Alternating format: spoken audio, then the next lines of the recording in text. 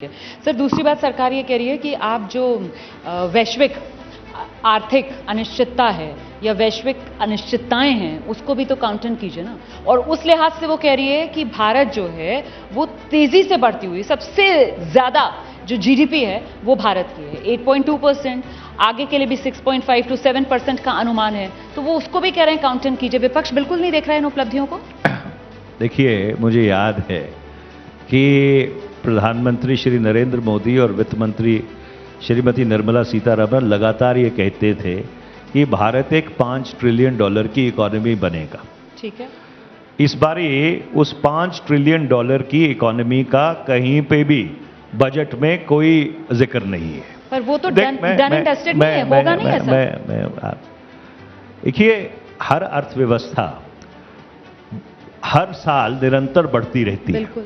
सवाल ये नहीं है कि आप $5 ट्रिलियन इकोनॉमी बनेंगे, सवाल ये है कि ये कब बनेंगे।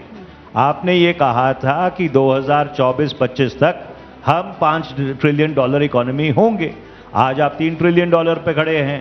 तो इसलिए आप हर बारी जो गोल पोस्ट हैं उन गोल पोस्ट को आप बदल देते हैं। और जहां तक अनिश्चितता की बात है, अगर आप जो दुनिया की बड़ी अर्थव्यवस्थाएं हैं अगर उनको संज्ञान में लें, तो चाहे आप अमेरिका की बात कर लें, चाहे आप यूरोप की बात कर लें, जहां पे रूस और यूक्रेन का 2022 से युद्ध चल रहा है, वो अर्थव्यवस्थाएं भी बहुत तेजी से बढ़ रही हैं। तो ये जो अंतर्राष्ट्रीय आर्थिक अनिश्चितताएं हैं उनके पीछे छुपकर आप जो आपने वायदे पहले किए थे उन वायदों से आप मुकर नहीं सकते। मुझे याद है कि निरंतर और लगातार $5 trillion economy, $5 trillion economy, $5 trillion economy 2024-25 तक, और आज जो 2024-25 आया तो $5 ट्रिलियन इकोनॉमी का कोई जिक्र ही नहीं है। जरूर हो जाएगा पर 2028-29 तक होगा। वो तो हर अर्थव्यवस्था बढ़ती है। और दूसरा देखिए, जीडीपी तक कहा जा रहा था $5 ट्रिलियन इकोनॉमी, तो फिर वो बीच में कोरोना भी आ गया ना, फिर वो युद्ध भी आ गए और करीब $4 ट्रिलियन पर तो हम पहुंच ही गए। देखिए युद्ध का तो आपके ऊपर बड़ा सकारात्मक असर पड़ा है, क्योंकि आप रूस से बहुत सस्ता कच्चा तेल खरीदते रहे हैं। तो जिसे अंग्रेजी में कहते हैं, you can not hunt with the hare and run with the hound, कि एक तरफ तो और सस्ता कच्चा तेल खरीदो और दूसरी तरफ कहो कि अंतर्राष्ट्रीय अनिश्चितताओं से हमारी अर्थव्यवस्था के ऊपर फर्क पड़ रहा है। और दूसरा ये देखो, ये जीडीपी का जो नंबर है ना, ये बड़ा मिसलीडिंग नंबर है। क्योंकि जीडीपी का प्रभाव आम आदमी की जिंदगी के ऊपर नहीं पड़ता है। और मैं उसका आपका एक सीधा साधा उदाहरण देता हूं कि जिस संसदीय क्षेत्र का मैं अब नेतृत्व करता हूं, उससे पहले मैं एक बिल्कुल ही ग्रामीण क्षेत्र का, जिसमें 1500 गांव थे, श्री आनंदपुर साहब का नेतृत्व नुमाइंदगी करता था। अगर आप पिछले 10 साल को संज्ञान में दें तो जो मनरेगा के ऊपर आउटले है वो 300% बढ़ा है। वर्ष 2013-14 में वो आउटले था लगभग 28 या 29 हजार करोड़। इस साल इन्होंने बजट किया है 86,000 करोड़।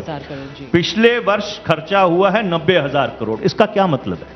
इसका यह मतलब है कि भारत के ग्रामीण इलाकों में लोग मिनिमम वेज के ऊपर, जिसे डीसी रेट कहते हैं, उसके ऊपर काम करने के लिए तैयार हैं। तो ये सबसे बड़ा संकेत है कि भारत का कृषि क्षेत्र, जिसका वृद्धि दर वैसे 4.4% दिखाया जाता है, उसमें इतना बड़ा संकट है कि करोड़ों लोग, लाखों लोग ने, करोड़ों लोग आपके मिनिमम रेट के ऊपर, मिनिमम वेज रेट के ऊपर काम करने के लिए तैयार है। और मैं आपको एक आंकड़ा और दूंगा। वर्ष 2013-14 में मनरेगा के तहत 15 लाख पर्सन डेज क्रिएट हुए थे। मतलब 15 लाख लोगों ने, या 15 लाख दिन लोगों ने काम किया था। 10 साल में वो संख्या बढ़ के कितनी हो गई आपको मालूम है? 30 लाख पर्सन डेज। इसका मतलब कि जो गरीब है, सिर्फ शहर में नहीं, जो महंगाई की मार झेल रहा है, पर भारत के कृषि क्षेत्र में भी इतना बड़ा संकट है कि जो सही मायने में गरीब है, जो मजदूर है, जो खेत खलियान के ऊपर काम करता है, वो मनरेगा की जो सबसे कम वेज रेट है, अगर उसके ऊपर काम करने के लिए तैयार है, तो ये किस तरह की अर्थव्यवस्था आपने पिछले 10 वर्ष तो में इस बनाई? मुद्दे को विपक्ष उठाता रहा है, बेरोजगारी का मुद्दा, रोजगार बढ़ाने का मुद्दा, और उसी पर इस बार के बजट का फोकस, जहां से वित्त मंत्री निर्मला सीतारमण ने अपने बजट संबोधन की शुरुआत की। तो आप लोग क्योंकि लंबे वक्त तक ये मांग उठाते रहे हैं, और मैं आज सुबह से इस मंच से इस बात को दोहरा रही हूं कि विपक्ष जो है वो बार बार ये कहता था कि नौकरियां चाहिए, और सरकार की तरफ से कहा जाता था कि आप रोजगार और नौकरी में फर्क को समझिए। लेकिन अब जिस तरीके का पुश सरकार की तरफ से दिया गया है, तो उससे नौकरी बढ़ाने पर सरकार आगे बढ़ती हुई नजर आ रही है। तो इसे देर आए दुरुस्त आए तो कहा जाना चाहिए ना, कम से कम आप ही लोगों की बात मान रही है सरकार। तो अगर सरकार को अपनी नीतियों पे इतना भरोसा है, तो फिर आपने 86,000 करोड़ रुपया क्यों मनरेगा के लिए बजट किया है? अगर आपको बजट तो 1 साल के लिए बनता है ना, बजट कोई 5 साल 10 साल की long term macro economic statement तो नहीं दे रही थी वित्त मंत्री, तो 1 साल का लेखा जोखा दे रही थी। तो अगर उनको अपनी नीतियों के ऊपर इतना ही भरोसा है, तो फिर 86,000 करोड़ रुपया आपने मनरेगा का इस बारी क्यों बजट किया है? इसका मतलब बड़ा साफ है कि ये सिर्फ घोषणाएं ही हैं। और रोजगार को पुश नहीं मिलेगा इससे? हा? रोजगार को पुश नहीं मिलेगा? रोजगार को पुश इसलिए नहीं मिलेगा क्योंकि आपने कहा क्या है, आप बजट स्पीच को बड़े ध्यान से पढ़िए। आपने ये कहा है कि जो प्राइवेट सेक्टर है, जो निजी क्षेत्र है, वो अपने CSR से अप्रेंटिसशिप करेगा, निजी क्षेत्र ये करेगा। भैया आपने तो 145 लाख करोड़ के उनको करों में रियायत दी थी, तो पिछले 5 वर्ष में आपके जो प्राइवेट इन्वेस्टमेंट है भारत की अर्थव्यवस्था में, वो क्यों नील बटा सन्नाटा है? तो बुनियादी तौर पर ये सिर्फ घोषणाएं हैं, जिसको कहते हैं आइसिंग ऑन द केक।